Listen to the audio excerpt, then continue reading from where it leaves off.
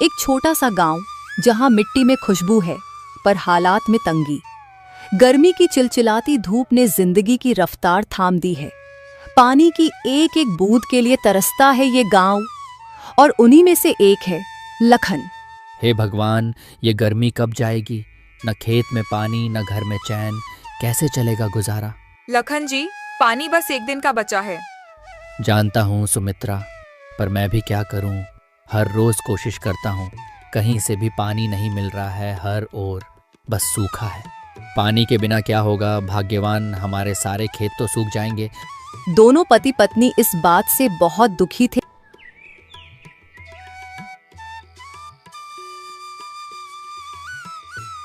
लखन को तो आज रात बिल्कुल नींद ही नहीं आ रही थी। वह बस अपने खेतों के बारे में ही सोच रहा था। सोचते सोचते लखन को एक विचार आता है। हमारे पास इतने पैसे तो नहीं हैं कि हम मजदूर से कुआं खुदवा सके, लेकिन मैं सोच रहा हूँ अगर कुआं खोदने का काम मैं अकेले ही शुरू कर दूं तो हाँ, यही ठीक रहेगा। अरे सुमित्रा, सुनती हो? क्या हुआ लखन जी, आप सोए नहीं अभी तक? सुमित्रा, मुझे एक विचार आया है, क्यों ना हम खुद से अपना कुआं खोद। जी, विचार तो आपका बहुत अच्छा है, लेकिन अगर हम दोनों ही कुआं खोदेंगे तो इसमें हमें काफी दिन लग जाएंगे। हाँ सुमित्रा, वह तो है, लेकिन और कोई रास्ता भी तो नहीं है, और हमारे पास इतने पैसे भी नहीं हैं कि हम दूर से कुआं खुदवा सके। आप ठीक कहते हैं लखन जी, हम कल से ही कुआं खोदने के काम में जुट जाएंगे। चलिए, अभी आप सो जाइए।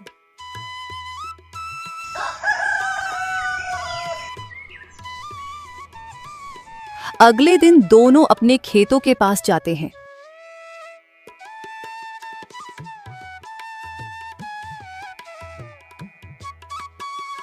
और वहां पर कुएं खोदने का काम शुरू कर देते हैं।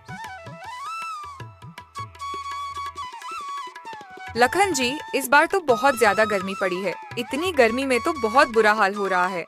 बार बार प्यास लग रही है।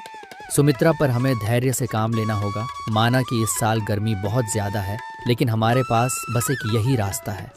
इतना कहकर दोनों फिर से कड़कती धूप में कुएं खोदने का काम शुरू कर देते हैं।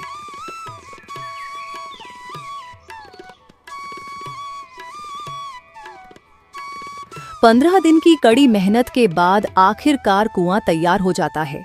लेकिन इस बार इतनी कड़ी गर्मी पड़ी थी कि इतनी गहराई तक कुआं खोदने के बाद भी कुएं में एक बूंद पानी नहीं था। यह देख लखन और सुमित्रा बहुत निराश हो जाते हैं। निराश मन से दोनों घर आ जाते हैं और अपनी आंगन के पेड़ की छांव में बैठकर आराम करते हैं। हे भाग्यवान, इतनी मेहनत करने के बाद भी एक बूंद पानी नहीं हुआ। हाँ, हाय रे गर्मी, अब तो घर में भी पानी नहीं बचा है। बहुत मुश्किल से 2 घड़े संभाल कर रखे थे, वह भी खर्च हो गए। सुमित्रा, बहुत प्यास लगी है, अंदर जाकर देखो, क्या घड़े में थोड़ा सा पानी है? हाँ ठीक है, अभी देखती हूँ। घर में बहुत थोड़ा सा ही पानी बचा था। सुमित्रा पानी का गिलास लेकर आ जाती है।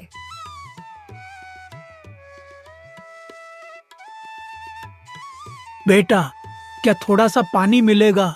बहुत प्यासा हूँ। गला प्यास से सूखे जा रहा है। दूर दूर तक कहीं पानी नहीं दिखा। सुमित्रा और लखन साधु की ऐसी हालत देखकर उन्हें पानी दे देते हैं।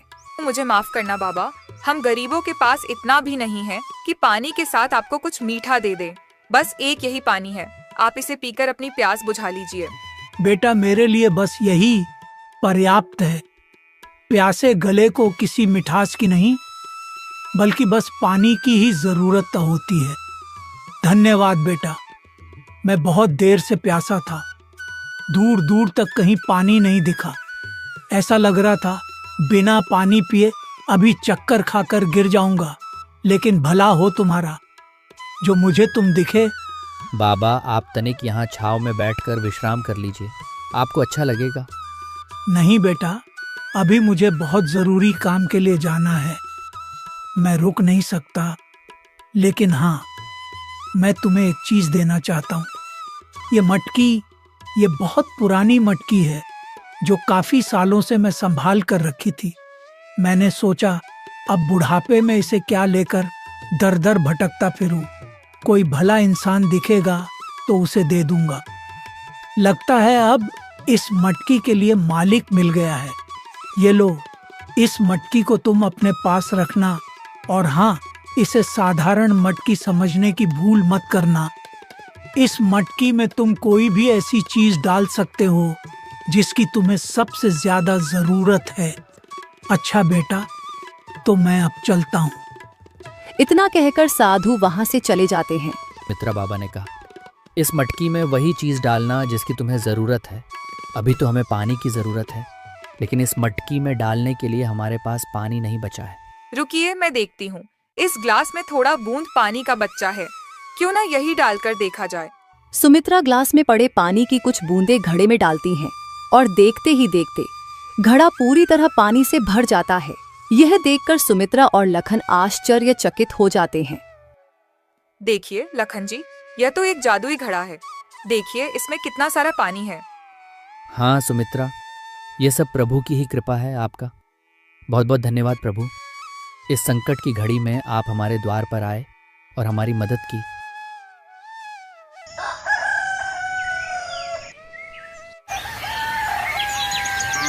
अगले दिन लखन और सुमित्रा दोनों अपने खेतों पर काम के लिए निकल जाते हैं और अपने साथ में पानी की मटकी भी ले जाते हैं। सुमित्रा पानी की मटकी को कुएं के ऊपर रख देती है और दोनों काम में लग जाते हैं।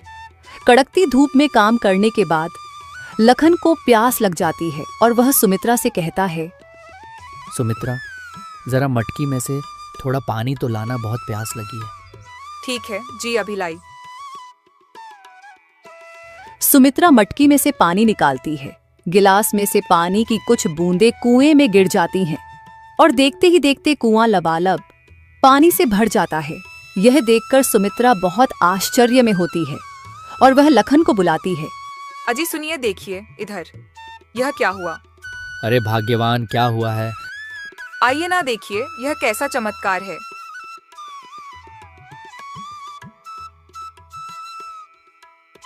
लखन जब कुएं के पास देखता तो कुआं लबालब पानी से भरा था। यह देखकर लखन भी बहुत आश्चर्य में था। अरे सुमित्रा, ये तो चमत्कार ही हो गया। हमारे कुएं में पानी आ गया। अब हम अपनी खेतों की सिंचाई बहुत आसानी से कर सकेंगे। लेकिन सुमित्रा, मुझे लगता है इस खुशखबरी को हमें पूरे गांव में बांटना चाहिए, क्योंकि इस साल भारी गर्मी पड़ी है। लोग भी गर्मी से बहुत परेशान हैं और ख़ासकर इस गर्मी में पानी से मुझे लगता है हमें लोगों को बताना चाहिए और उनकी पानी की ज़रूरत को पूरा करना चाहिए। हाँ, और अब इस गर्मी में हमें पानी की समस्या भी नहीं होगी। हाँ जी, आप बिल्कुल सही सोच रहे हैं। लखन अपनी कुएं की बात पूरे गांव वालों को बताता है। मेरे प्यारे मित्रों और भाइयों, मैं जानता हूँ कि हमारे गांव में इस बार बहुत पानी की समस्या हो गई है। बहुत ज़्यादा गर्मी पड़ने की वजह से कूप पानी सूख गया है। इस समस्या का समाधान मैंने ढूंढ निकाला है।